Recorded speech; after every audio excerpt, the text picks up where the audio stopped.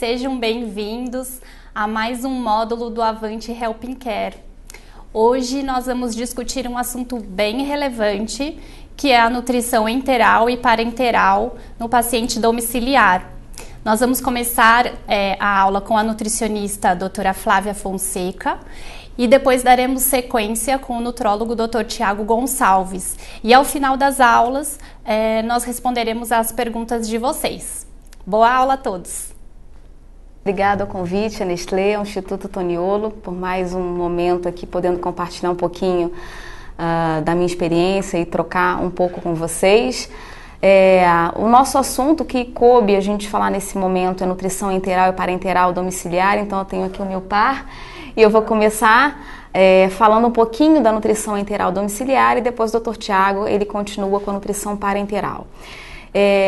Eu acho que o primeiro enfoque que a gente deve ter em mente é que o acompanhamento domiciliar ele é um contínuo, né? A gente vem de um ambiente muitas vezes hospitalar, que envolve um tratamento e que envolve muitas das vezes um processo de reabilitação a acontecer no domicílio. Então, sem dúvida, muitas evidências hoje mostram pra gente que pouco adianta, ou talvez em algumas circunstâncias, nada adiante a gente propor uma terapia nutricional adequada no ambiente hospitalar e essa terapia não ser continuada num outro ambiente. E a gente agora vai falar um pouquinho do domicílio. E para que a gente consiga situar, talvez o domicílio não seja um ambiente tão familiar para muitos, é importante a gente saber que 3 pontos extremamente importantes justificam a viabilidade desse modelo. O domicílio ele é um local próprio para uma série de doenças, para uma série de processos de reabilitação. Então, um deles, muito bem conhecido na nossa prática diária, é o processo de envelhecimento da população. Então, a medicina evolui, a gente consegue erradicar a doença. Ao mesmo tempo que essas pessoas estão vivendo mais, elas estão mais expostas a doenças, a fatores de risco e, sem dúvida, com desfechos desfavoráveis, adquirindo doenças debilitantes e que, sem dúvida, colocam a sua limitação funcional bastante comprometida, na verdade, a sua funcionalidade comprometida. Por outro lado, a gente tem essa medicina evoluindo e melhorando os métodos diagnósticos e de tratamento, então hoje a gente consegue resolver a vida dos nossos doentes de forma mais rápida, né? E, por outro lado, por mais que seja um mercado recente, em ascensão, há 30 anos atrás, há 40 anos atrás, a gente não conseguia imaginar que um indivíduo, que um paciente de alta complexidade de cuidado, ele pudesse ser submetido a uma ventilação artificial, a uma terapia dialítica, por exemplo, a uma transfusão. E hoje em dia, esses procedimentos e tantos outros, eles acontecem nesse ambiente domiciliar, com toda a segurança, com todo o processo sistematizado, de modo que esse ambiente seja um ambiente seguro. E quem vai para casa, basicamente, para a gente poder introduzir quem recebe essa nutrição enteral, essa terapia nutricional em si, basicamente são os idosos. Isso está justamente relacionado pelo primeiro ponto que eu coloquei a vocês.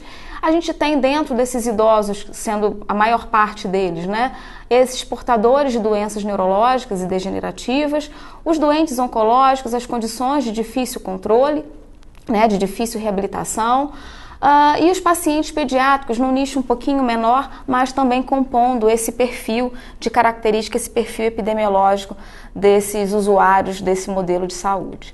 E aqui eu trago, compartilhando os dados de vocês, da empresa que eu trabalho e acabo representando, e que deixando claro que isso é um perfil de qualquer prestador de saúde, de qualquer empresa que venha tratando da atenção domiciliar e aqui especificamente da saúde suplementar. Então aqui eu trago para vocês uma casuística de admissão de pacientes idosos em terapia nutricional enteral, todo um perfil de admissão nos anos de 2010 a 2018, mostrando, e esse perfil a gente vê muito bem na literatura, basicamente um perfil de gênero feminino, a mulher vivendo mais, um perfil de cuidado, estando aqui com 65%, né, desses indivíduos no domicílio, com uma média de idade de 82 anos, com desvio padrão aqui curtinho, e mostrando que no domicílio existem idosos muito velhos, aqui de alguma forma com quase 60% desses indivíduos com idade maior ou igual a 60 anos. Que tem na sua admissão, são portadores de várias comorbidades, de várias doenças crônicas, aqui apontando com 62% de indivíduos hipertensos e quase que 1/4 desses indivíduos diabéticos. Que tem a sua doença neurológica perfazendo 86%, a sua doença de base, compondo o motivo diagnóstico que motivou essa atenção domiciliar, seja internação ou seja a assistência no modelo de menor complexidade, e aqui mostrando que de fato é a internação com perfil de 12 horas ou uma assistência de 24 horas de um técnico de enfermagem, representando a maior proporção dessa assistência de atenção domiciliar. E andando um pouco mais sobre cuidado, a gente percebe 40% desses indivíduos com uma via aérea artificial, a presença de lesão por pressão, que é uma condição adquirida basicamente nesse domicílio, e isso é um dado bastante importante. Eu chamo a atenção que é uma casuística que de alguma forma vem superestimada, porque a gente está falando de doentes em terapia nutricional enteral, com grau de complexidade de cuidado maior, com 47,6% de indivíduos que chegam ao domicílio com a lesão, então a gente tem uma prevalência alta, e que bom que é uma prevalência, incidência óbvio que se tem, mas é um percentual muito pequenininho. Esse doente que é admitido, ele vem do hospital com essa lesão, com mais ou menos 1,7 lesões por pressão por paciente admitido. E aqui, com relação à via de alimentação desses idosos, a ostomia acaba sendo, nesse caso, uma prevalência bastante grande, aí respondendo pela gastrostomia. A gente percebe que isso é um perfil bem carioca. O carioca, ele gosta bastante de uma gastrostomia, é um padrão que a gente já não vê em São Paulo. Isso tem um caráter também, uma característica mais regionalizada. E do ponto de vista nutricional, não poderia faltar, vem aqui por último, mas de fato isso não é menos importante. Aqui o parâmetro identificado de depressão nutricional, aqui apontado pela circunferência de panturrilha, aqui pela área muscular do braço corrigida, mostrando pra gente que cerca de 80% desses idosos, quando adentram o domicílio, quando vêm de uma internação hospitalar, eles apresentam um risco nutricional bastante importante, e aqui com um ponto de corte de 31 centímetros e nem o adaptado para a população brasileira, que seria 32. E a área muscular do braço aqui mostrando também uma depressão de massa magra com cerca de 50% desses indivíduos. E o que chama atenção, isso é clássico, a literatura lá já vem de forma enfática mostrando pra gente, e é onde tem a ver o domicílio, tem a ver que esse doente que está no hospital, e que a literatura mostra que a desnutrição ela é frequente de 33% a 88% desses pacientes internados, ou seja, quando eles chegam no hospital, eles já estão desnutridos ou eles têm algum risco nutricional. Isso vem de uma ordem muito alta, isso vem de uma prevalência muito alta. E depois dessa desnutrição instalada, eles ganham um domicílio. Isso de forma bastante... em 2001, na verdade, e cada vez mais a gente tem evidências repetindo esse padrão de comportamento. Em 2001 foi publicado um grande trabalho que foi um divisor de águas na terapia nutricional, o IBRANutri, que avaliou cerca de 4 mil indivíduos com idade maior que 18 anos, através de uma avaliação de risco nutricional, de uma triagem, mostrando que a gente tinha uma prevalência bastante grande, de 48% de desnutrição, seja essa desnutrição moderada e grave. E entendendo que a prescrição da terapia nutricional, seja ela que eu chamo a atenção, que é o objetivo da nossa conversa, da nossa aula de hoje, mostrando que 8,3% desses pacientes nutridos, somente 8,3% recebiam nutrição enteral. Ou seja, eu tenho quase metade desses pacientes que, sem dúvida, uma via oral provavelmente era a via de eleição deles, não se alimentavam de forma adequada, seja por uma demanda metabólica aumentada, seja por um estado nutricional mais precário previamente, mas de fato essa nutrição enteral muito pouco prescrita nesse ambiente hospitalar. E aí, andando e avançando mais um pouquinho, a professora Isabel Correia capitaneou uma meta-análise mostrando que na América Latina é um padrão de comportamento que se repete, um trabalho que envolveu um estudo que avaliou, foram 66 estudos com basicamente quase 30 mil pacientes, mostrando que de 40% a 60% é o percentual, é a prevalência, a frequência de desnutrição no momento da admissão. Ou seja, e esse paciente ele vem para casa para que a gente dê a continuidade na sua terapêutica, no seu tratamento, na sua terapia nutricional enteral. E é muito claro para a gente, talvez isso tem que ser visto de uma maneira com um olhar mais impactante, para que esse olhar seja proativo e que se transforme numa proposta, numa conduta, porque ninguém tem dúvida, seja o empregador, seja o profissional da saúde, que ninguém ganha com a desnutrição. A desnutrição, ela impacta na morbidade, ela aumenta o tempo de reabilitação, ela envolve uma série de complicações, seja ela complicações infecciosas ou não, e obviamente, se eu não tenho um doente nutrido de forma adequada, não tem um doente tratado, ele morre mais, ele tem um custo de tratamento muito maior, ele demora muito mais tempo no hospital e sem dúvida essa qualidade de vida ela é prejudicada. Quando a gente pensa, extrapola essa realidade para o indivíduo idoso, a gente sabe o quanto que isso compromete a funcionalidade, o quanto que isso aumenta o risco desse idoso rehospitalizar e todos os desfechos relacionados. Então, a gente não tem dúvida que identificar cada vez mais precoce, ou talvez tão logo seja possível, e a gente tem um padrão ouro de até 24 horas, avaliar esse indivíduo também no domicílio. A gente tem, claro, que a triagem nutricional ela precisa acontecer. No hospital isso já está muito definido e no domicílio também. A gente precisa entender quem está chegando em casa e a gente continuar essa terapia. E a ferramenta que eu vou utilizar independe. Eu preciso atualizar esse diagnóstico nutricional e eu preciso ter alguma ferramenta que de alguma forma avalie esse risco e a partir do momento que eu tenho esse risco, eu com o meu purismo de detalhe implemente uma ferramenta para que eu tenha um diagnóstico nutricional definido e que isso balize a minha proposta de terapia nutricional enteral, que é aqui o objetivo. E esse é um dos protocolos que se pode utilizar e chamando atenção para a indicação da terapia nutricional enteral, mostrando que indivíduos com risco de desnutrição ou desnutridos, e aqui no caso a gente utiliza esse protocolo, seja para o idoso usando a mini avaliação do estado nutricional, ou seja, o que se recomenda a Sociedade Europeia de Terapia Nutricional Parenteral e Enteral, aqui com score maior ou igual a 3, mostrando que o doente que tem essa classificação e se beneficia de uma terapia nutricional enteral, desde que eu tenha, ainda que parcialmente, esse tubo digestivo funcionante e uma aceitação precária de via oral, ainda que em vigência de terapia nutricional oral, a suplementação oral, menor que 60%. Ou então aquele indivíduo que, independente do resultado da triagem, já tenha uma via alternativa para alimentação e já receba previamente a internação hospitalar e chegue em casa com a terapia nutricional enteral.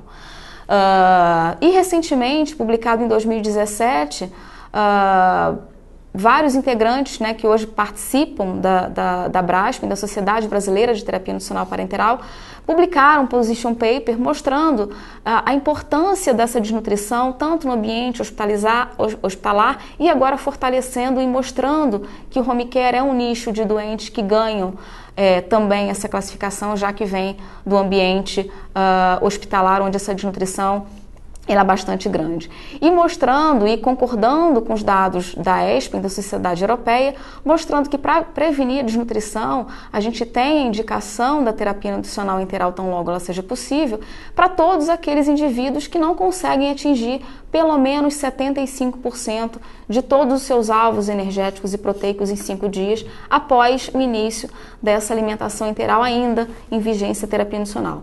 Então a proatividade, entender a não postergação desses indivíduos que têm uma condição de doença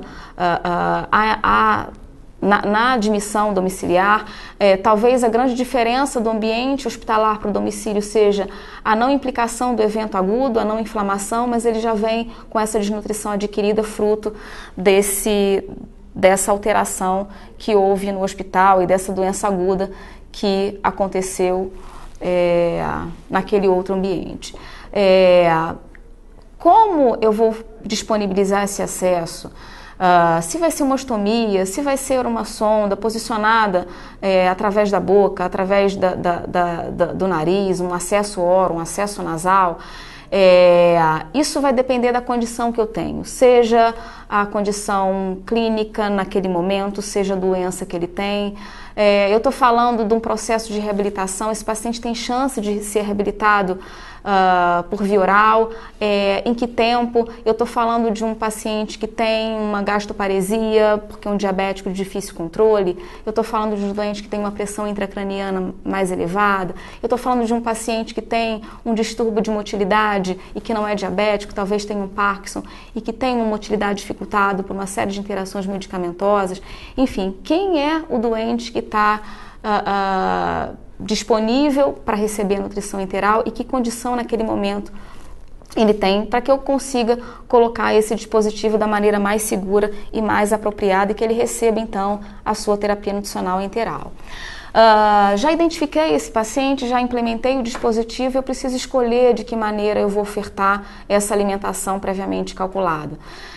O principal, e a gente tem, né, de forma a escolher primeiramente, se a gente vai ter uma formulação industrializada ou uma formulação caseira, isso é uma classificação de acordo com o modo de preparo, a complexidade dos nutrientes ditadas pela proteína, a capacidade desse tubo digestivo de desdobrar essa proteína ou não, e a gente tem as dietas poliméricas ou as dietas hidrolisadas, a densidade calórica, o quanto que eu preciso ofertar por volume, né, de dieta para esses indivíduos, o quanto que essa osmolaridade impacta na tolerância digestiva. Eu estou fazendo uma formulação mais osmolar ao nível de estômago, é a mesma formulação ao nível mais distal.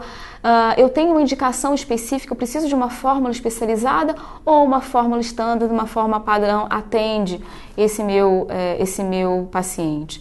E sem dúvida entender essa integridade do tubo digestivo, a presença de doença específica ou condição metabólica, a proteína sempre fazendo parte de um nutriente nobre, e aí o quanto a gente consegue prover, em que quantidade de formulação e solução, e sem dúvida a relação custo-benefício dessa dieta.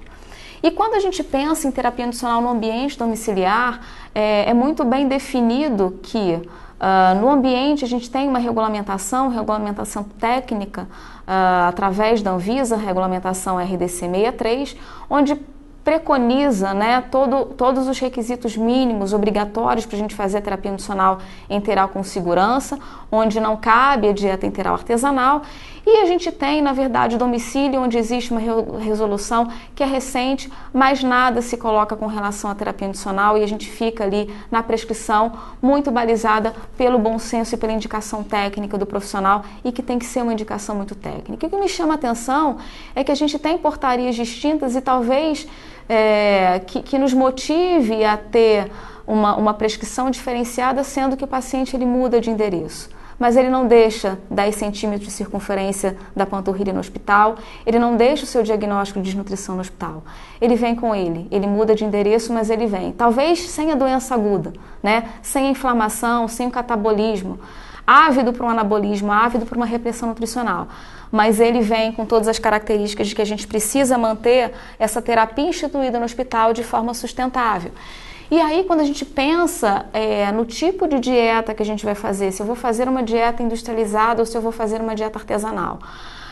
Hoje, com a curva de aprendizado, com a experiência e com o andar do entendimento dos doentes cada vez maior no domicílio, a gente entende que não é factível, a gente não consegue ter desfechos favoráveis uma vez com prescrições de dietas não individualizadas e não bem indicadas. Então, quando a gente fala de indicações de terapia nutricional enteral e aí pensando na dieta industrializada, é muito difícil numa sonda de pequeno calibre, seja uma sonda enteral ou seja uma ostomia, aqui como exemplo a jejunostomia, a gente conseguir ofertar uma alimentação que não seja industrializada. Já visto a limitação do calibre, a necessidade de fazer formulações muito diluídas e a gente precisa ofertar um valor calórico, um valor energético, um valor proteico muito maior. Então, uma indicação de uso de dieta industrializada, sem dúvida, a presença de sondas de pequeno calibre.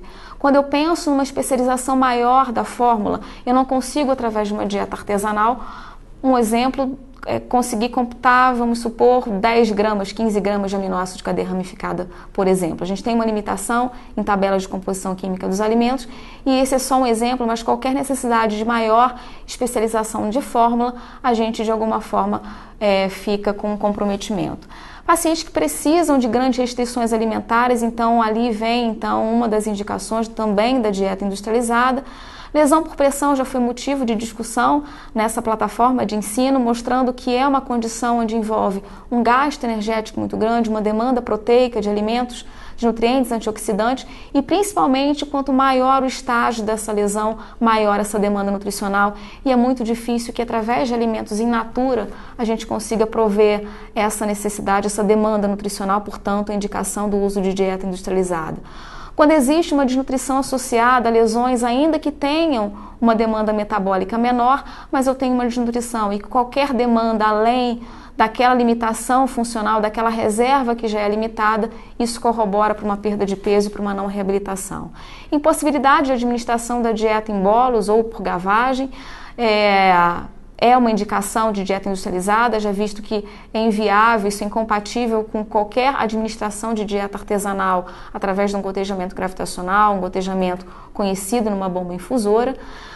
E uma outra indicação, as duas últimas, a não tolerância a maiores volumes de dieta, diante de aporte calórico aumentado. Então imagine um paciente com 1,80 m, com 100 kg, como é que a gente consegue com alimentos in natura prover toda essa necessidade nutricional. Então fica uma indicação de dieta industrializada e, sem dúvida, a intolerância e ou o insucesso numa tentativa de dieta enteral artesanal. E, sem dúvida, uma preocupação muito grande quando a gente pensa em terapia nutricional enteral e no ambiente de casa é o custo. Ela representa ainda 30% a 50% de todo o orçamento domiciliar.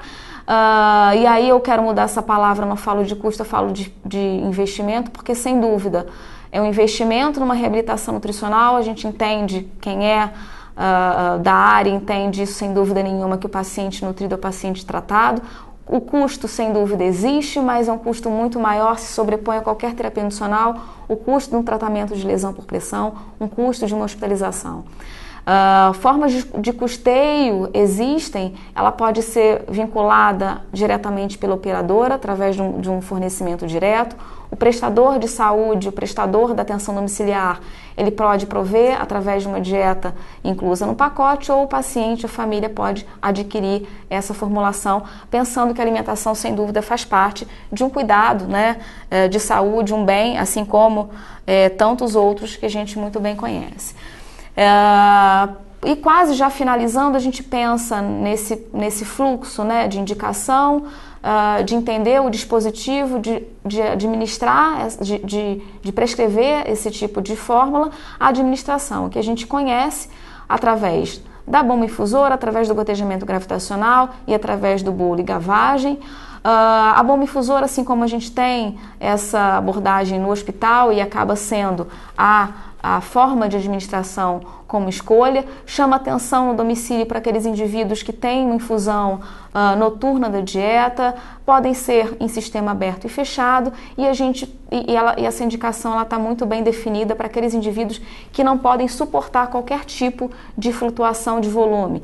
Preocupação muito grande que existe no gotejamento gravitacional, desde que a gente trabalhe com volumes muito grandes num frasco. Então o gotejamento gravitacional pode ser um grande bolos, quando através de um equipo de macrogotas se perca esse controle, e uma administração em bolos em gavagem, que acaba sendo uma mimetização das refeições tradicionais, onde você oferta volumes que podem variar desde 150, 200 ml até um volume maior a cada 3, 4 horas, mimetizando de fato as etapas da alimentação que a gente faz habitualmente. Isso vai depender da capacidade gástrica, da tolerância, da condição de esvaziamento gástrico desse paciente, que se faz diretamente por seringa, seja ela por gravidade, fazendo aquela seringa como um funil, ou sendo sob dígito-pressão.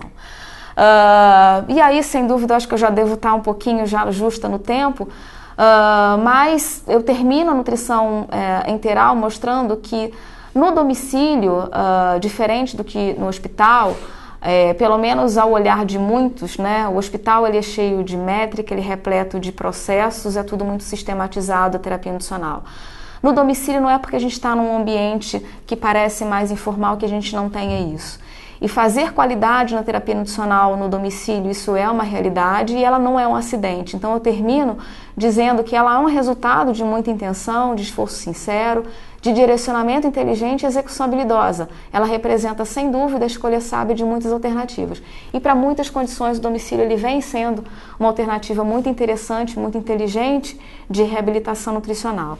E por fim, eu não tenho como deixar de chamar a atenção e falo que foi uma iniciativa muito interessante da Braskem, né? E aí parabéns a toda a diretoria, toda a gestão. Amanhã a gente tem o dia D, dia 6 de junho, de combate à desnutrição, a responsabilidade nossa, né, como formador de opinião, como educador, como prescritor, dizer não à desnutrição. Então amanhã todos vão estar reunidos lá em Brasília, discutindo ao nível, né, de saúde, o que a gente pode implementar para que a gente de alguma forma mude a realidade da desnutrição, que sem dúvida é a doença mais frequente em qualquer hospital, seja ele público e privado. E eu agradeço a oportunidade e estou à disposição para depois a gente poder discutir com as perguntas. Então, depois dessa brilhante apresentação da doutora Flávia aí sobre a enteral domiciliar, cabe a mim agora dar sequência falando do uso da nutrição parenteral domiciliar, que se na enteral, quando a gente vai dar alta para o paciente, já né, é um grande transtorno, existem vários questionamentos, insegurança da família, na parenteral isso se complica muito mais, né, por conta de todo o processo que envolve a administração da nutrição parenteral. Então vamos lá, primeiro definindo nutrição parenteral, né? Então a gente sabe, é regido pela portaria 272, né, do Ministério da Saúde 98, que a nutrição parenteral é uma solução ou emulsão, quando a gente tem a gordura junto, composta dos 3 macronutrientes, carboidrato, aminoácido, lipídio, também adicionada de vitaminas, minerais, tem que ser estéreo e apirogênica, administrada aí por via intravenosa, né, que vai fazer a ser administrado em pacientes desnutridos ou não, em regime hospitalar, ambulatorial ou domiciliar, tá? Visando assim a manutenção de tecidos e órgãos. Tá? Então, pela essa portaria, a gente tem essa definição de terapia nutricional parenteral como esses procedimentos terapêuticos aí para a gente manter ou recuperar o paciente no seu estado nutricional. E aí a gente tem todo esse fluxo quando é indicado a nutrição parenteral. Então, haja visto a indicação ou um doente oncológico com um ilho metabólico, ou um paciente pós-operatório, uma cirurgia complicada, a gente faz a prescrição da nutrição parenteral. Essa prescrição é uma prescrição médica.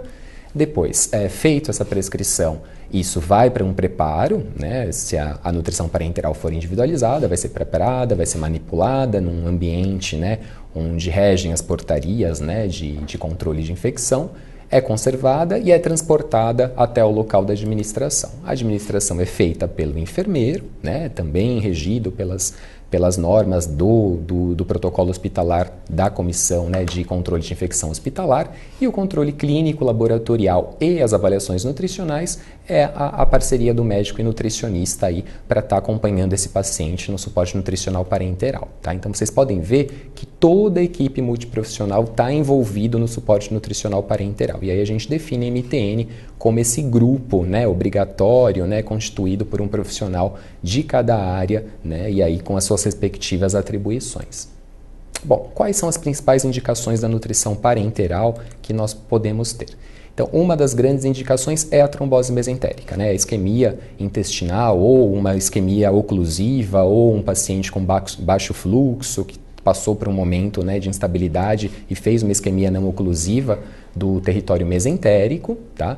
As doenças inflamatórias intestinais, que representam uma grande parcela de pacientes que precisam de nutrição parenteral prolongada, tanto a retocolite ulcerativa, que é aquela inflamação de mucosa e submucosa localizada em colo e reto, ou a doença de Crohn, que é aquela inflamação crônica, né, transmural, onde pega todas as camadas ali do intestino e pode evoluir com um abdômen agudo perfurativo, ressecções entéricas, né, em segmentos e podendo gerar o que a gente chama de síndrome do intestino curto. Fístulas digestivas, né, e aí depende da localização da fístula, né, se a fístula é muito alta, em geral eles ficam mais dependentes de nutrição parenteral, diferente da fístula baixa de baixo débito. Suboclusões intestinais, principalmente por carcinomatose, doentes oncológicos, onde isso pode acontecer. E a síndrome do intestino curto, né, que a gente vai representar a grande maioria dos pacientes que vão cronificar e vão ter que ir para casa com nutrição parenteral, vão ficar dependentes, que é a ressecção de mais de 2/3, né, do intestino. Em geral, né, podem ter ostomias, a maioria tem, né, jejunostomia terminal ou uma jejuno ou uma anastomose jejuno-colônica, né, baixa, e isso representa uma área intestinal que você não consegue manter o suporte por via oral ou enteral para fornecer aí as calorias e proteínas necessárias. Outro grande assunto é o acesso desses pacientes, né? Como que a gente vai infundir essa nutrição parenteral? Então aqui nesse desenho a gente consegue ver quase todos os acessos puncionados possíveis para uma nutrição parenteral. Então a gente prioriza o acesso central mesmo, a via central, por conta da osmolaridade da solução. Então, inicialmente, a gente pode começar através de um intracate, duplo ou triplo lumen. Lembrar que quanto mais lumens essa nutrição parenteral, esse acesso de nutrição parenteral tenha, maior o risco de infecção. Então, o ideal é começar com o lumen, um acesso de lumen único, né? E aí funcionar um outro acesso para outras medicações, outras drogas que o paciente possa estar usando, mas o lumen ele deve ser único, né? O acesso não precisa, mas o lumen é único para a nutrição parenteral. O catéter de Ron, que é um catéter mais extenso de silicone, o PICC, que a gente tem usado bastante, que é aquela de inserção periférica, mas que fica em posicionamento central ali na transição da veia cava superior com o átrio direito. O Hickman, que é o catéter tunelizado, né, ele caminha um pouco embaixo no subcutâneo, né, embaixo da pele ali, e para depois ele entrar no vaso, então isso diminui o risco de infecção. E o Portocate, que a gente vê para pacientes, principalmente oncológicos, que usam esse Portocate para quimioterapia, que é um catéter totalmente implantável, né. E por via periférica é possível da nutrição parenteral? É um questionamento que muitas pessoas fazem. Se for por curto prazo, né, o paciente tem um tempo de jejum curto e tem uma previsão de retorno da via oral ou enteral breve, sim, tem que ser um acesso calibroso, claro, né, em um local adequado. Você não vai pegar um acesso em extremidades, né, do corpo, mas um acesso calibroso. Idealmente até 15 dias, por conta do risco de flebite, e também a troca a cada 48 horas do local puncionado. Lembrando também que o periférico é um acesso exclusivo para nutrição parenteral. Então, se o paciente tem um outro acesso, ele tem que ser puncionado um outro só para nutrição parenteral. Tá? E o que rege a seleção é a osmolaridade da solução. Solução acima de 900 miliosmols por litro, a gente tem que usar via central mesmo por conta do risco de flebite. Composição da nutrição parenteral. Então, a composição, basicamente, a gente faz, né, a nutricionista nos passa, né, o que o paciente precisa, né, as necessidades energéticas totais dele, e a gente vai ter que dividir aí inicialmente nos macronutrientes, né? Então, os carboidratos, aqui um pouquinho menos do que na enteral, que é 1 grama tem 4 quilocalorias, a gente tem um pouquinho menos, porque o que é usado na solução de parenteral é a glicose monohidratada, com molécula de água, então isso diminui um pouquinho a caloria. Se a sua farmácia manipula parenteral com uma glicose anidra, aí sim seria 4 quilocalorias, mas a grande maioria usa o soro glicosado, né, que é monohidratado a glicose. As necessidades energéticas, então, ficam entre 45% e 55%, né, por cento do total. O mínimo que você pode dar de glicose, porque às vezes você está manipulando uma nutrição parenteral periférica e você pensa já, você sabe que a glicose é o que dá osmolaridade alta, então, para tentar reduzir um pouco o carboidrato, então, o mínimo que você vai dar para evitar cetose é de 100 a 150 gramas, né, por dia, e o máximo aí, né, de velocidade de infusão de glicose, a VIG é de 3 a 5, acima disso o paciente fica bem hiperglicêmico, porque você extrapola, né, o limite de oxidação da glicose. E aí o que a gente usa mais é o soro glicosado 50%. Tá?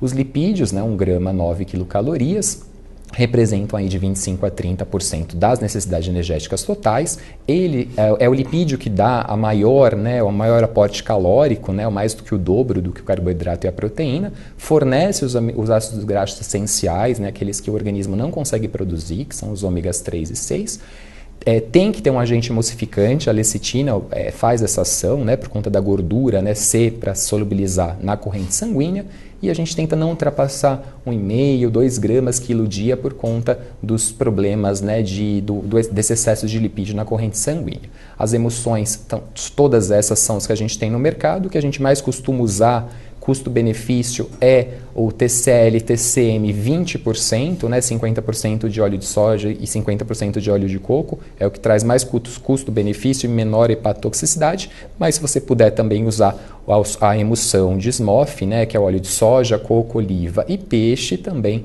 é uma boa formulação, mas com um custo um pouco mais elevado.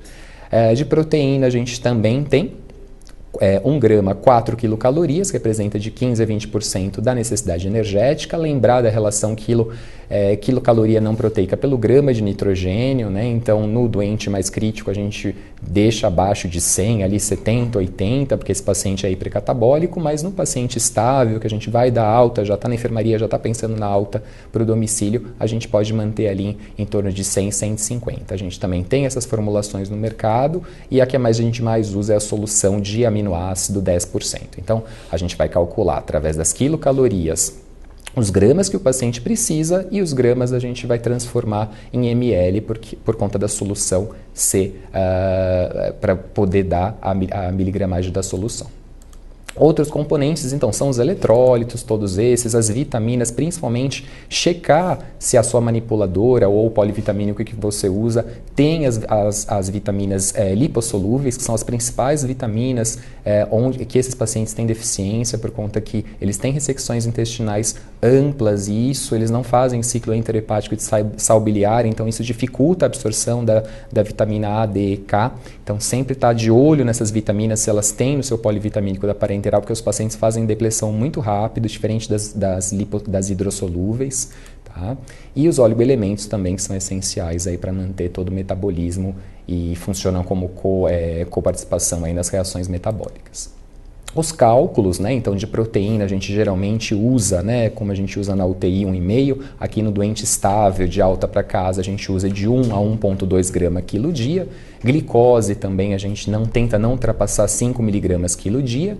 De lipídio, como eu falei, controlar a infusão até 2 gramas quilo dia e caloria total nesse doente mais estabilizado de 25 a 30, mas é bem variado, né? Dependendo do estado nutricional dele, você pode aumentar. E os líquidos, né? A gente tenta usar a mesma quantidade de quilocaloria em líquido, né? Para deixar esse paciente hidratado também. Lembrando que essas patologias, principalmente síndrome de intestino curto, esses pacientes têm um alto débito nessas ostomias, né? Em ileostomia ou jejunostomia. Então, não só o estado nutricional dele tem que ser cuidado, esses pacientes têm que ser bem hidratados com solução de soro fisiológico, porque eles fazem muita desidratação e ira pré-renal por conta de hipovolemia. Tá? E aí a gente tem as bolsas as bolsas que já são industrializadas e as individualizadas, aquelas que são formuladas por um local, né, adequado, né, uma farmácia manipuladora, ou as prontas para uso. Né? No Aspen de 2016, né, surgiu esse questionamento e eles falaram que a qualidade e a função é a mesma nos dois tipos, né, desde que atenda às necessidades do seu paciente. As principais complicações que a gente tem, uma delas é a infecciosa, é o que mais a gente teme, né? Embora não seja a mais comum complicação da nutrição parenteral, é a mais grave, né? O acesso começar a ficar hiperemiado, o paciente fazer bacteremia, isso acontece em 5 a 12% dos nossos pacientes e a maior causa de morbimortalidade mesmo, em geral está associado à ausência dos cuidados locais, né, da nutrição parenteral, né, por via exógena e o principal agente é o Staphylococcus aureus, mas também você pode ter, por conta dessa fragilidade intestinal dos indivíduos, você pode ter translocação bacteriana e essa sepse vier do foco intestinal também, por via endógena. E raramente contaminação da bolsa, hoje com a qualidade das empresas, né, muito raro você ter a contaminação dessa bolsa da nutrição parenteral. Outra complicação são as gastrointestinais, né? Então você tem alteração hepática, eu acho que todo mundo fica com medo disso, do uso prolongado do NPT lesar fígado, acho que é o que todo mundo, é o que é difundido, então você tem realmente, naqueles pacientes que estão sendo hiperalimentados com excesso de carboidrato, você pode ter, né, pela resposta insulinêmica aumentada, você pode ter a inibição da lipoproteína lipase e aí podendo aumentar a esteatose hepática, atrofia da mucosa intestinal, com certeza, né? Um paciente sem uso de TGI, com o tempo essa mucosa vai ficar careca, vai perder as microvilosidades, a absorção de a digestão de alguns nutrientes, isso pode impactar intolerâncias, e a gastrite ou úlcera. Então, todo paciente com NPT exclusiva ele tem uma resposta de aumento de secreção de gastrina, então eles precisam ter protetor gástrico, porque eles podem fazer úlcera. E a complicação mais comum é a metabólica mesmo, né? Então, hiperglicemia é a que mais a gente vê nesses pacientes. Hipoglicemia reacional, ou seja, aquele paciente que tem uma interrupção abrupta da nutrição parenteral, ele está usando continuamente, faz uma interrupção abrupta e a insulina não responde no mesmo tempo com a parada da glicose, né? Então, cessa o influxo de glicose, essa glicose é totalmente absorvida pelas células, mas a insulina demora de 6 a 8 horas para ser metabolizada. E aí, nesse tempo, ele pode fazer uma hipoglicemia grave, depois de 30 minutos sem nutrição parenteral interrompida de forma abrupta. Hipercapnia, por excesso de carboidratos, né, maior formação de CO2, visto na gasometria. Hipertrigliceridemia pode acontecer, né, por excesso do influxo aí dos lipídios, né, de uma velocidade maior do que o que é proposto. E uma complicação muito comum é a síndrome de realimentação, aqueles pacientes que são muito desnutridos ou que têm uma depressão prévia e que você entra com uma parenteral num volume full, né? Diferente da enteral, onde tem todos os processos de absorção, muitas vezes os pacientes não recebem 100% do que a gente prescreve, aqui tudo que entra no paciente, ele cai direto na corrente sanguínea e vai para o fígado ser metabolizado. Então, eles cursam com o quê? Esse excesso de glicose puxa todos os íons que estão no extravascular para o intracelular, isso inclui aí o fósforo, o potássio, o magnésio, que são íons intracelulares, e aí entrando na célula você vai ter essa depressão na corrente sanguínea. A deficiência vitamínica, né, principalmente da B1, que acontece por conta desse metabolismo da glicose, ela é usada como cofator, a metabolização para gerar energia, e a retenção hídrica, né? Então muitos pacientes fazem insuficiência cardíaca e insuficiência respiratória por conta dessa redução aí da excreção de água e sal. Tá? O controle laboratorial a gente faz geralmente 2 vezes na semana, diariamente, para os principais eletrólitos que estão envolvidos na síndrome da realimentação, mas em casa a gente vai pensar em fazer esse controle a cada 15 dias depois que o paciente está estabilizado, que ele está na sua casa, a gente pode espaçar para de 15 em 15 dias. E aí a gente entra nessa proposta domiciliar, dar alta para o paciente com a nutrição parenteral em domicílio. O que isso impacta? O que esse estudo mostrou? Então, primeiro que você tem uma redução de custo, né? O paciente internado, ele tem um custo, ele infecta muito mais fácil, tem todo o problema da imobilidade dele no leito, então a redução de custo é em torno de 30% a 60%, é uma redução bem expressiva. Redução dos riscos de infecção do catéter, é óbvio, né? Você tira o paciente daquele ambiente contaminado hospitalar e manda para casa, né? Por mais que não seja um ambiente adequado, mas o risco de infecção, principalmente cruzada, vai ser muito menor. Melhora do aspecto psicológico, esses pacientes, eles são pacientes de internação muito prolongadas, que passaram já por complicações cirúrgicas, jejum prolongado, então o aspecto psicológico dele melhora, reduz a ansiedade familiar, né, na proposta de alta, e também ele consegue ter algum retorno às atividades diárias, não que ele consiga ter todo o retorno, mas às vezes algumas atividades mesmo de casa, atividades básicas, ele consegue retornar, isso melhora a funcionalidade dele. Tá? E aí isso, claro, vai depender do quadro clínico e até da qualidade de vida em relação à patologia base desse paciente. Aqui a gente tem uma revisão, um artigo de revisão mostrando as principais causas, né, envolvidas no uso de parenteral domiciliar, e ainda as principais causas são as doenças inflamatórias intestinais, isquemia mesentérica e são os doentes oncológicos. Eles são as principais causas de pacientes que recebem nutrição parenteral domiciliar, né? Esses pacientes, em geral, eles têm uma sobrevida em 3 anos de 65% a 80%, em 5 anos de 62%, e após 10 anos eles estacionam, né? Eles não têm mais complicações em geral por conta da nutrição parenteral. E desses pacientes, 68% deles, eles têm a síndrome de intestino curto, né? Eles têm uma ressecção intestinal extensa, e isso faz com que a energia consumida por via oral ou enteral não consiga suprir aí as necessidades básicas deles. Tá? Então, o que essa revisão, né, concluiu é que houve uma melhora da qualidade de vida desses pacientes, menor morbidade, principalmente a infecciosa, venosa, melhora da funcionalidade. Agora, precisa ter uma equipe multiprofissional bem atenta a esse paciente em domicílio, né? Todos eles têm que estar bem supervisionando bem esse paciente para que nada aconteça de diferente do que a gente propõe, né? Então, treinamento contínuo, protocolo gerenciado, para que não esteja nenhuma das complicações que a gente já viu da nutrição parenteral. Esse outro trabalho, ele mostrou de pacientes que tinham uma obstrução intestinal, que estavam recebendo, né, nutrição parenteral domiciliar, um gráfico, né, na verdade, uma curva de Kaplan-Meier, mostrando um gráfico de sobrevida. E vocês podem ver que em torno de 10, 20 anos, isso estabiliza em torno de 68%, 70% o gráfico da sobrevida desses pacientes, que geralmente eles têm complicações abaixo aqui dos 10 anos, é o que mais impacta, né? E nesse estudo eles mostrou que apenas 12,5% a mortalidade foi associado a alguma complicação da nutrição parenteral. Então a grande maioria realmente é pela patologia base desses pacientes, tá? Em relação à sobrevida, né, esse foi um outro trabalho que pegou todos os centros britânicos, né, que faziam a administração de nutrição parenteral em domicílio, né? Então acompanharam durante 25 anos esses pacientes e mostraram que os pacientes que tinham uma maior sobrevida, também a curva de Kaplan-Meier, eram pacientes que tinham, né, como síndrome do intestino curto como diagnóstico, isquemia mesentérica, e os que tinham menor sobrevida, infelizmente, aqueles pacientes oncológicos ou sequelas de enterite actínica, né? Então, a relação entre a mortalidade e a falência intestinal era menor, né, a sobrevida era melhor no intestino curto e nas isquemias mesentéricas, e era menor nos oncológicos, nas obstruções intestinais, mas por conta da patologia base e não pela administração da nutrição parenteral.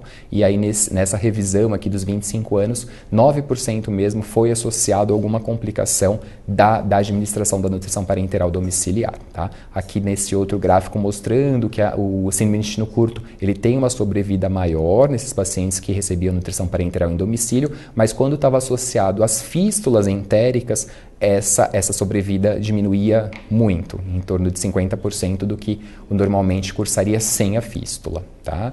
E aqui só para mostrar o grau de dependência dos pacientes. Após 15 anos, né, de dependência de NPT, provavelmente eles vão ficar dependentes para o resto da vida, né? Então a gente consegue desmamar ou tirar essa NPT até 15 anos. Depois de 15 anos, grande maioria fica dependente pelo resto da vida, tá? Esse também foi um outro trabalho europeu mostrando, né, pegaram alguns centros que fazem a administração parenteral da nutrição da NPT, pegaram, né, 228 pacientes, a média de 49 anos, o tempo de NPT que eles recebiam NPT, a média era de 7 anos, mas variava de 2 até 24 anos, pacientes que já estavam 24 anos recebendo. 65% tinham jejunostomia terminal, era síndrome do intestino curto, eles acabavam ali no jejum, com alto débito, a média era de 5 bolsas por semana, mas variável, tinha paciente que recebia uma bolsa semanal, tinha paciente que recebia 7 todos os dias. O catéter era manipulado em 94% dos casos pelos próprios pacientes e só 6% pelos enfermeiros, e a ingestão de alimentar oral era variada, tá? O que me chamou a atenção eram os medicamentos que esses pacientes recebiam, né? Então, 2/3 recebiam antidiarreicos, a gente usa muito a loperamida ou o racedocaдрil para controlar, ou a colestiramina para controlar os débitos, né, das ostomias, 1/3 só analgésicos de opioides e 25% dos pacientes ainda mantinham o hábito do tabagismo, infelizmente. E foi feita uma reavaliação após 1 ano desse paciente começar a receber. Então, todos esses pacientes, depois de 1 ano, eles foram reavaliados da nutrição parenteral domiciliar. E o que a gente viu é que durante 1 ano, a média foi de 23 dias de internação hospitalar. Eles voltaram para o hospital e ficaram em torno de 23 dias. 50% foram por complicações inerentes à NPT, tá? Então, principalmente sepse do catéter venoso central. Nessa reavaliação, a perda de peso foi uma perda mínima, né, de 3 quilos. A gente que acompanha esses pacientes sabem que eles perdem muito mais peso, infelizmente.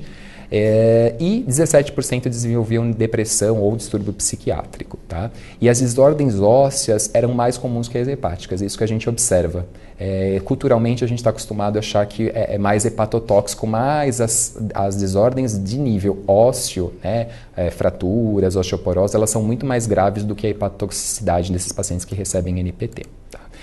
Bom, então qual o grande problema que a gente viu é sepse de catéter, é infecção de catéter. Então esse estudo mostrou, né, acompanhou 51 mil catéteres dia, né, incidência em doentes oncológicos, né, com quase 300 pacientes, todos os tipos de catéter, PICC, ROM, tunelizado Portocat, e o que a gente observou foi o quê? Que os catéteres tunelizados e os ROM e o OM, eles tinham mais complicações e eles não tinham vantagens em relação ao PICC e o Portocat, que parecem ser os catéteres mais seguros para administração da nutrição parenteral domiciliar. Esse outro trabalho mostrou um grupo que foi feito para prevenir essa infecção do catéter central em domicílio. E eles, através de algumas medidas, eles conseguiram reduzir 5 vezes, né, 4 vezes, desculpe, a infecção de corrente sanguínea relacionada a catéter. Então, de 0,93 caiu para 0,23 por 1.000 dias de uso de NPT. Tá? Então, uma redução muito expressiva. O que eles fizeram?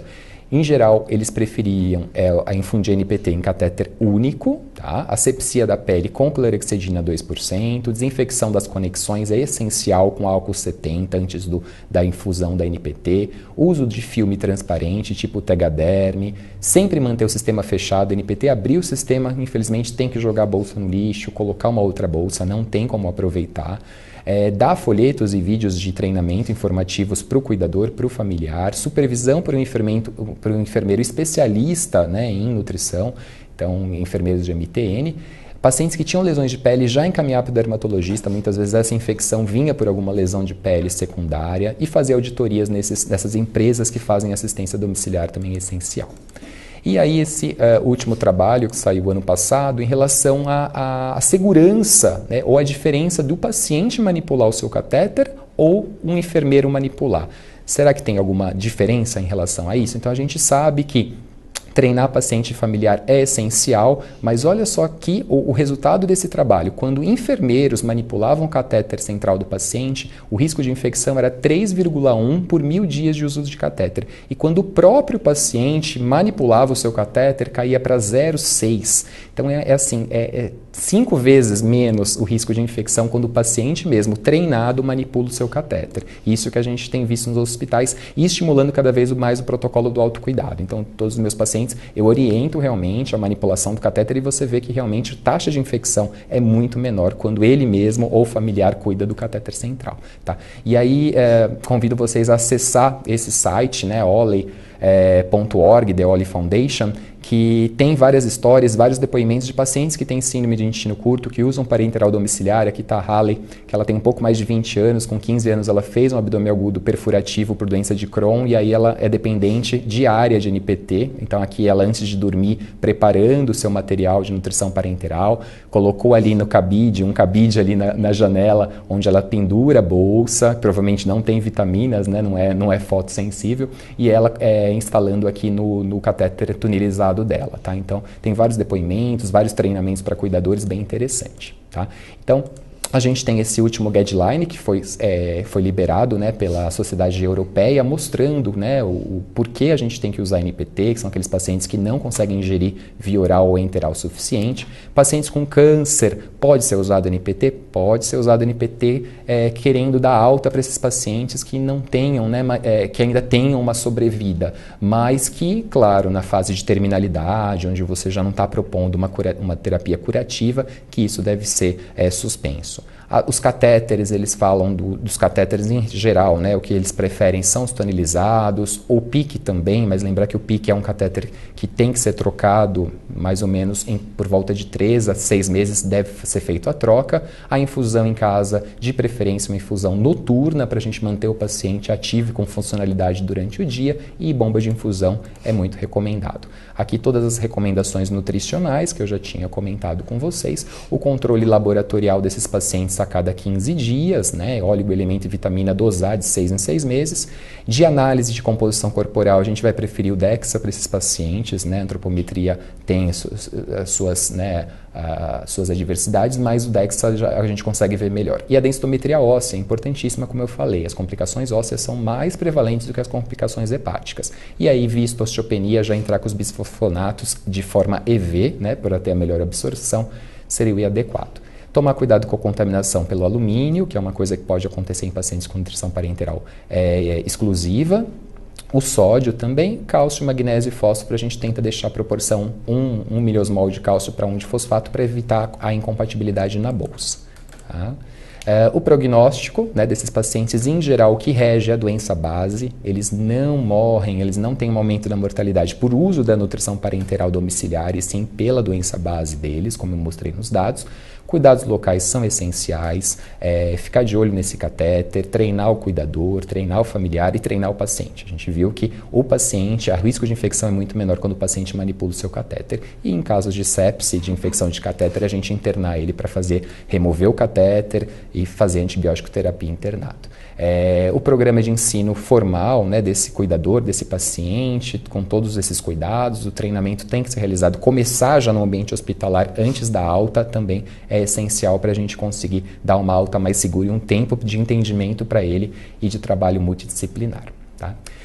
Finalizando, para algumas mensagens que a gente tem que passar quando pensar em dar alta para o paciente e manter a nutrição parenteral em domicílio, é que todos esses pacientes eles devem ser apoiados por uma equipe multidisciplinar. Então tem que ter nutricionista, tem que ter enfermeiro, tem que ter o farmacêutico, tem que ter o médico, todos eles trabalhando juntos, tá? Para ter essa interação, e é essencial, porque é através da equipe multi que a gente vai prevenir, ter um diagnóstico precoce e manejar essas complicações, que esse paciente vai estar em casa, ele não vai estar ali só sobre a nossa visão direta, então precisa treinar toda essa equipe. O paciente, né, o cuidador, ele tem que ter um plano de cuidado individualizado, de acordo com o ambiente que ele está em casa, se a casa dele tem uma estrutura adequada, tá? E um telefone de contato, de urgência, hoje a gente tem a telemedicina, até para guiar, monitorar esse paciente para ver se realmente ele está fazendo corretamente a asepsia das conexões, se ele está fazendo a instalação da nutrição parenteral de forma adequada. Então hoje a gente ainda tem essa proposta do Skype, ou você interagir com o paciente para você estar orientando ele. E os pacientes e os cuidadores receberam treinamento, educação continuada contínua. Isso você tem que fazer auditoria, tem que monitorizar esses pacientes em relação até uso de bomba de infusão, os equipos, para a gente conseguir ter um sucesso desse suporte nutricional nosso domiciliar e aí dando mais sobrevida para o nosso paciente, diminuindo o risco de infecção. Tá bom? Obrigado, estou à disposição, tá? Qualquer dúvida. Bom. Primeiro, vou parabenizar a doutora Flávia e o doutor Tiago pela excelente aula que vocês acabaram de realizar. Obrigado. São muitos e muitos e muitos elogios. Nós temos muitos conectados. E antes de eu seguir com as perguntas, eu quero dar um alô para o pessoal da Faculdade de Vitória, no Espírito Santo. Um oi para Maria Selmi, nutricionista de Belo Horizonte. Para Débora Mendes, estudante de nutrição de Campinas, interior de São Paulo. Juliane Zanovello, nutricionista da Santa Casa de Pirassununga, interior de São Paulo. Para o Rafael Assunção, de Goiás, ele parabeniza a aula de vocês. A Janaína Matias, de Caruaru, Pernambuco. Tânia Perini, do Espírito Santo. Marília Muniz, da Bahia. A equipe da Secretaria de Saúde de Santa Helena, Goiás. E a Ana Paula Vaz Dias, de Betim, Minas Gerais, que também parabeniza a aula.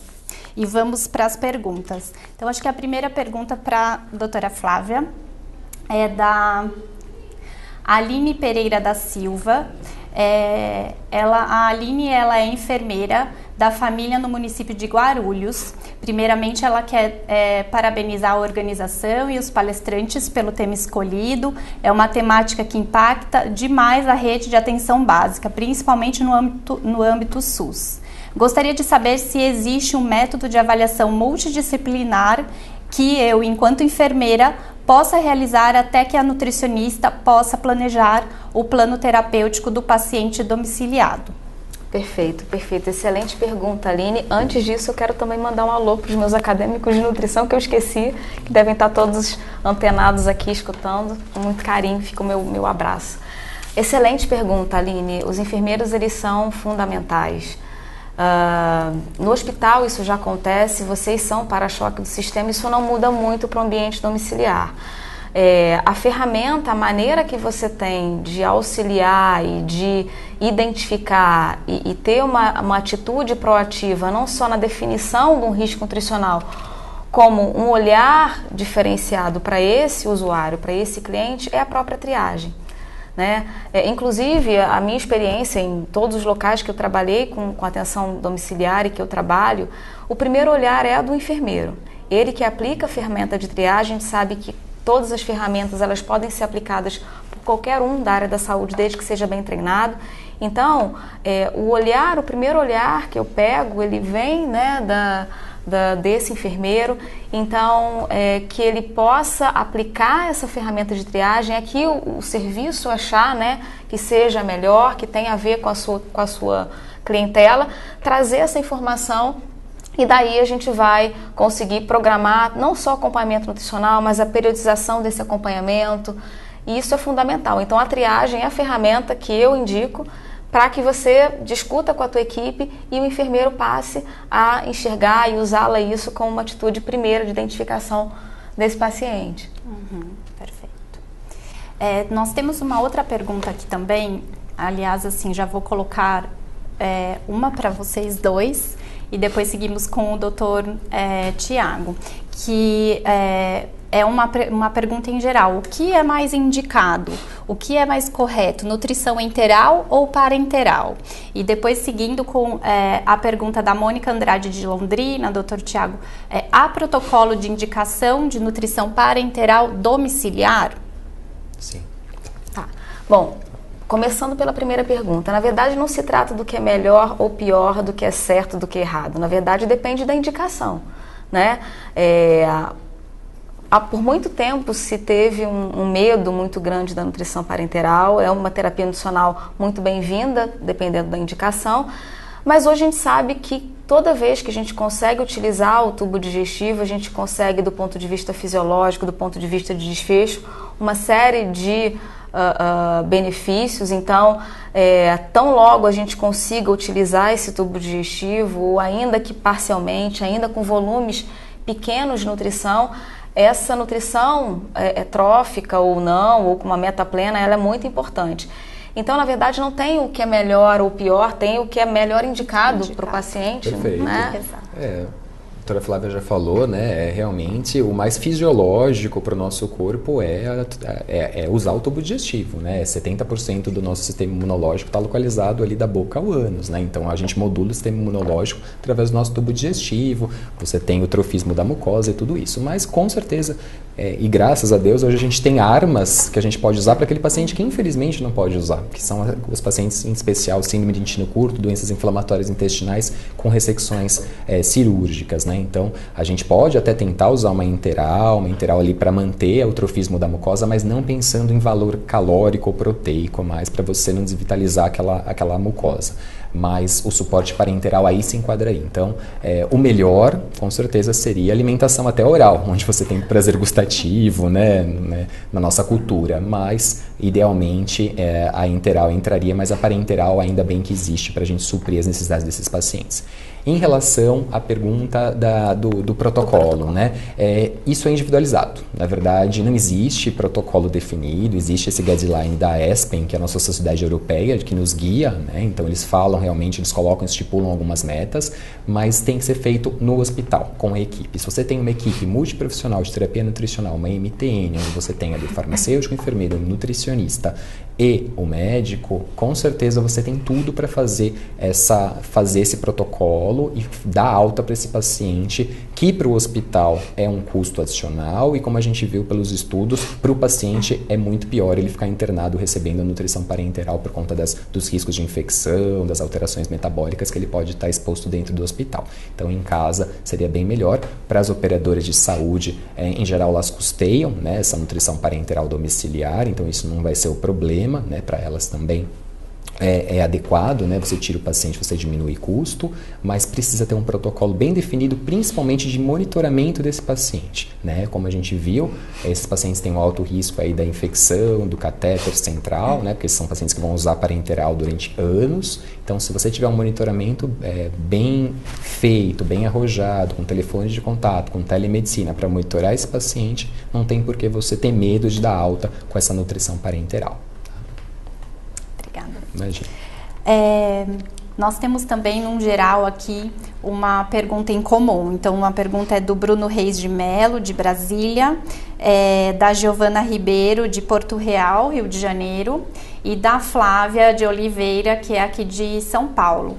A pergunta é quanto à prescrição do consumo de água desses pacientes que utilizam a dieta interal, e vou pedir também para o Dr. Tiago falar sobre a parenteral. Então, a questão dessa recomendação e como se calcular o volume que esse paciente vai receber de água. Sim, excelente pergunta também. A água, ela acaba sendo menosprezada, coitada, ela é um nutriente dentro da prescrição nutricional, então se coloca dieta, mas o quanto, né, que esse paciente precisa de água livre para constituir a hidratação.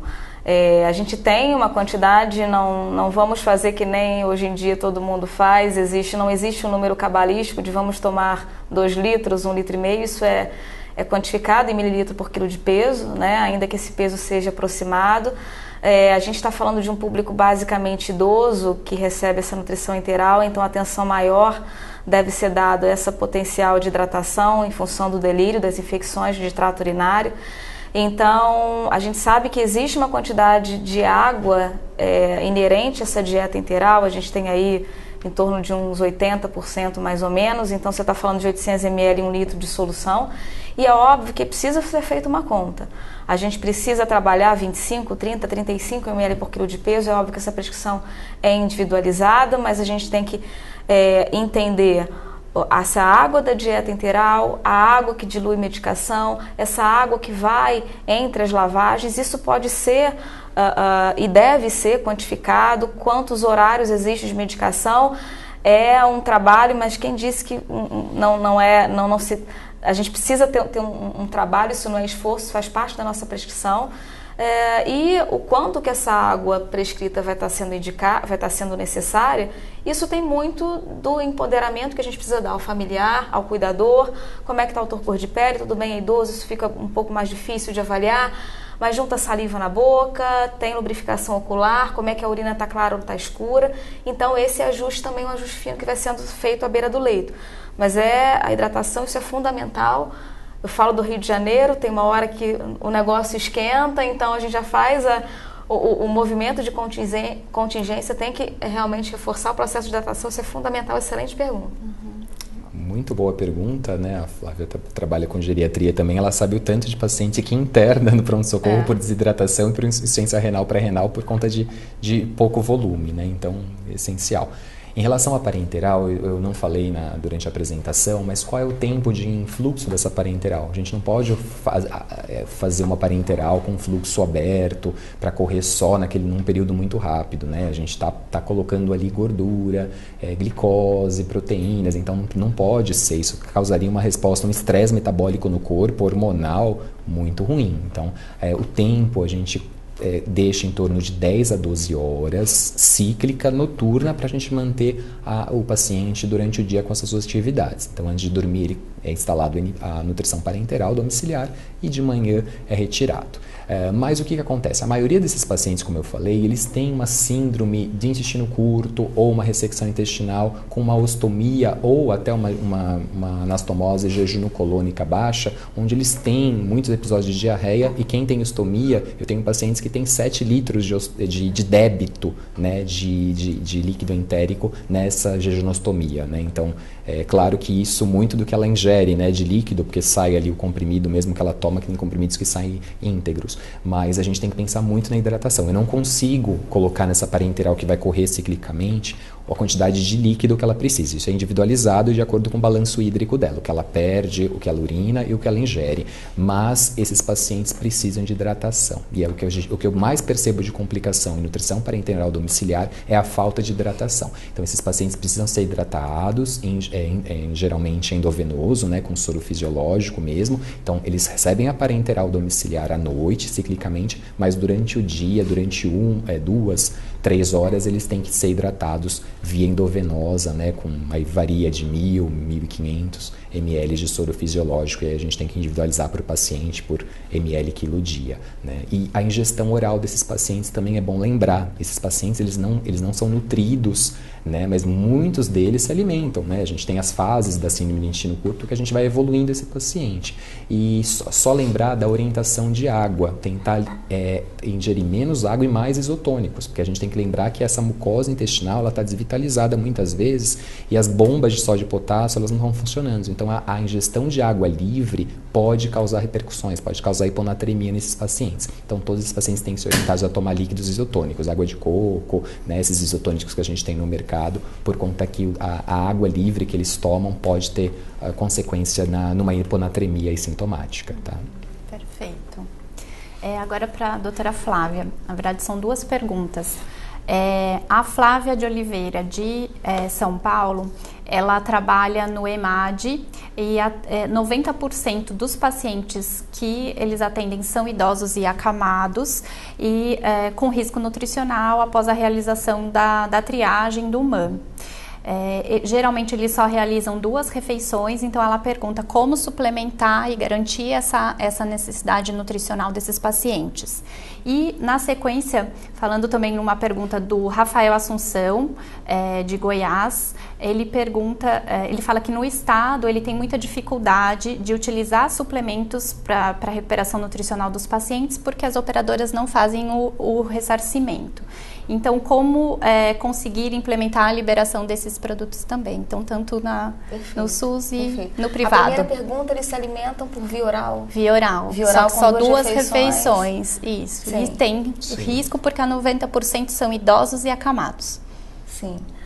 Complicado. 2 refeições, se a gente imaginar um tradicional, né? Um número cabalístico de 6 a 5 refeições ao dia, realmente isso fica muito aquém do que precisa.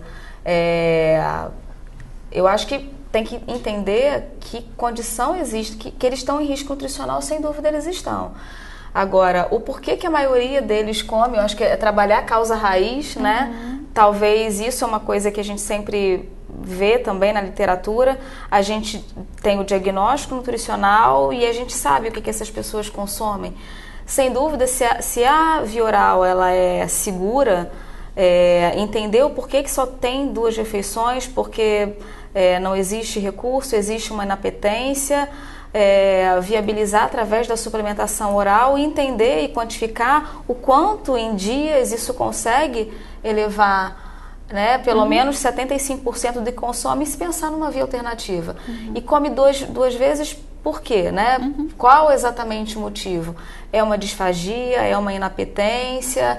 É o tipo de alimentação? Acho que tem muita coisa para ser pesquisada e entender a causa raiz para se pensar, mas eu não tenho dúvida que precisa começar com uma suplementação depois desse entendimento e pensar proativamente, porque isso a longo prazo certamente vai ser um candidato para a nossa aula de hoje. E com relação à fonte pagadora, né, esse convencimento, eu costumo dizer que o nutricionista ele precisa usar de maneira multifacetada de qualquer artifício que o faça se fazer entender para quem paga a conta. É muito difícil na prática a gente ter profissionais que sejam nutricionistas, que falem, que estejam na mesma página com a gente, isso pelo próprio, né, perfil do modelo. Então, é natural que fiquem algumas dúvidas, então a gente precisa se fazer entender com todas as métricas e com tudo que a gente consiga mostrar que aquela suplementação ou aquela terapia nutricional, ela é bem-vinda, ela é necessária.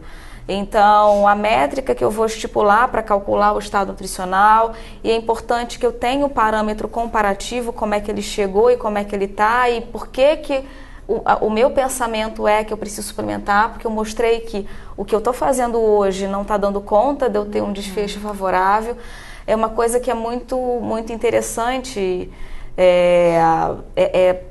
conseguir passear e viver os protocolos das outras especialidades, por exemplo, porque não utilizar uma escala de push da enfermagem, que você acompanha, né, o processo de cicatrização, e utilizar isso também como um parâmetro nutricional. se eu uso antropometria, qual o dado antropométrico que eu uso, que tipo mais de protocolo, de variável eu posso medir, eu tenho alguma variável metabólica, se no hospital a albumina ela passa a ser um marcador de mortalidade, no domicílio você está falando de um doente crônico, essa albumina ela pode ser um balizador, uma vitamina D, um colesterol sérico, uma beira do leito, uma imagem, né, fotográfica, desde que tenha autorização para esse fim, e mostrar os desfechos, né? E quem sabe calcular um custo disso, quanto hoje é o custo, né?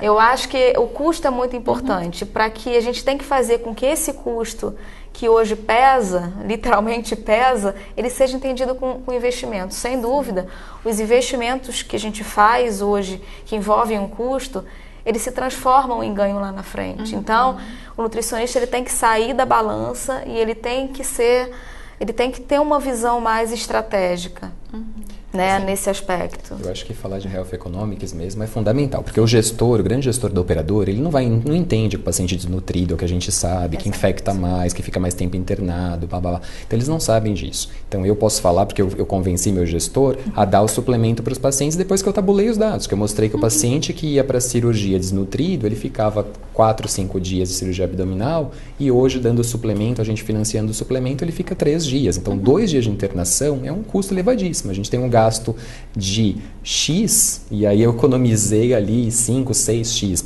para o meu gestor. Então ele fica feliz agora por a gente dar. Então você fazendo o custo global do envolvimento, você mostrando dados, tem que puxar dados, tem que mostrar, quer pegar úlcera por pressão também, que é mais fácil de você tabular, e faz um mini ali estudo mostrando e mostra para o seu gestor, olha, aqui eu dei suplementação, a escala de push, olha, cicatrizou tanto, não, aquele lá eu não dei, só dei uma alimentação hiperproteica do hospital. Então ele tem que entender através de números e o quanto que gasta com a consequência disso, tratar uma úlcera ou um paciente pós-operatório abrir uma fístula, ele ir para a UTI, ele usar um antibiótico de amplo espectro, tem que mostrar tudo em valores. Aí fica muito mais claro para eles entenderem que gastar R$500 com dias de suplemento vai ficar muito mais barato do que gastar 10 mil, 20 mil reais numa complicação. Então acho que tem que ser por valores mesmo.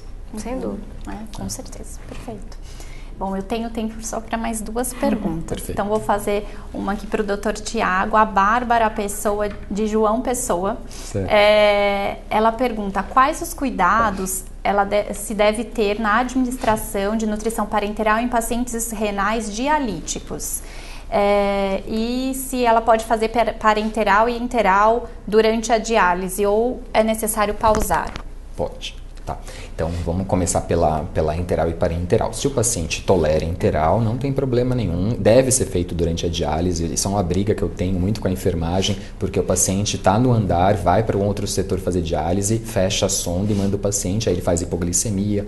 Durante uma sessão de diálise, o paciente chega a perder 30 gramas de proteína, né? Então, durante o ultrafiltrado. Então, o paciente tem que estar com alimentação, claro que se ele estiver estabilizado, né? Se o paciente é instabilizado durante a diálise, pressão cair, entrar com droga vasoativa, dá uma paradinha. Mas a grande maioria não é isso que acontece. Então, ele tem que ser alimentado durante a diálise, se puder ter infusão enteral.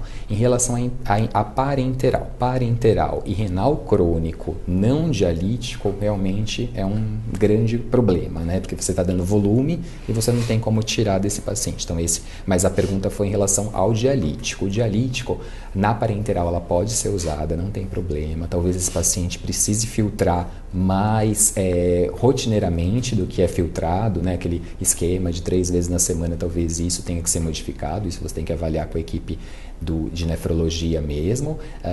O aporte proteico, lembra que tem que ser aumentado nesses pacientes, porque eles têm essa perda, né, durante a filtração da parte proteica, então você tem que suplementar com valor um pouquinho maior do que a gente usa, né, no paciente domiciliar que a gente usa 1.1, 1.2, a gente vai aumentar um pouquinho mais, não precisa deixar como na UTI, que a gente usa 2 até mais, 2 gramas quilo dia de proteína, mas pode deixar 1,5 no doente estável, né, que esteja domiciliar, mas é um paciente que pode usar, não tem problema, tá? Não é uma contraindicação. Agora, no renal crônico que não faz diálise, talvez essa indicação de não fazer diálise vá mudar durante o uso da nutrição parenteral, porque você está dando líquido e aí esse paciente, no momento, ele vai ter que dialisar. Isso é bem difícil você manter essa situação, tá?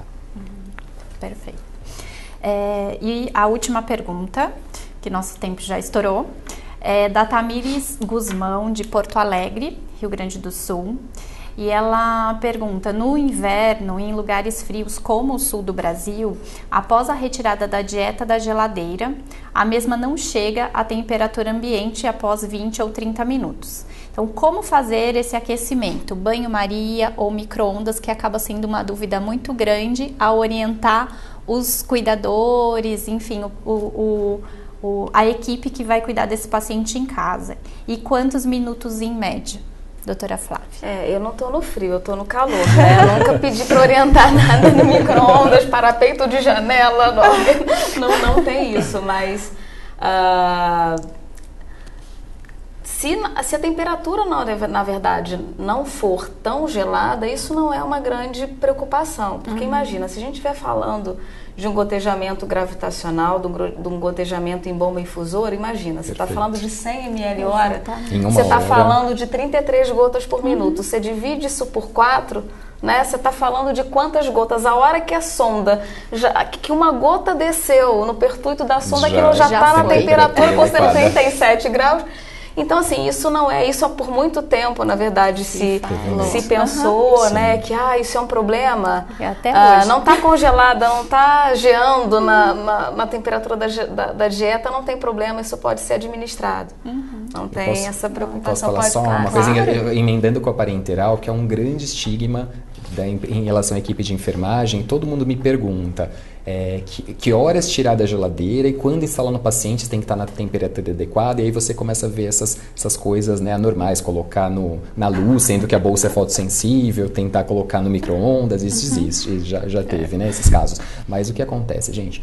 Na verdade, você não pode deixar a bolsa congelada, né? Agora, você não pode deixar, o que eu vejo muitas vezes, deixar a bolsa ali no balcão da enfermagem, deixar o paciente com a bolsa que já acabou, fazer hipoglicemia reacional, a retirada abrupta da NPT por conta desse descuido de não ter tirado da geladeira. Então, até o paciente que recebe nutrição parenteral, ele recebe 50, 60, 70 ml hora. Então, ele não vai ter uma hipotermia, diferente de um paciente chocado abrir um soro gelado nele que vai correr em 20, 30 minutos. Isso, ele vai receber 1 litro gelado. Agora, a NPT não, a nutrição parenteral vai correr 60. Então, depois de 1 hora, que ele já está em temperatura ambiente, só entrou 70, 80 ml nesse paciente. Então, não fiquem com medo, podem colocar a nutrição, mesmo geladinha, não tem problema, não precisa deixar. O risco é muito maior você deixar o paciente esperando 2, 3 horas, né, ele fazer hipoglicemia, do que você não instalar a bolsa. Não tenham medo. Isso aí. Obrigada mais uma vez. Bom, pessoal, como eu já disse, o tempo se esgotou. Eu quero aproveitar e agradecer mais uma vez, doutora Flávia e doutor Tiago. Obrigada por compartilharem tamanha experiência e todo esse conhecimento conosco essa noite. Foi muito bom. E agradecer a todos vocês que estiveram conectados aqui conosco e dizer que nós esperamos vocês até o próximo Avante.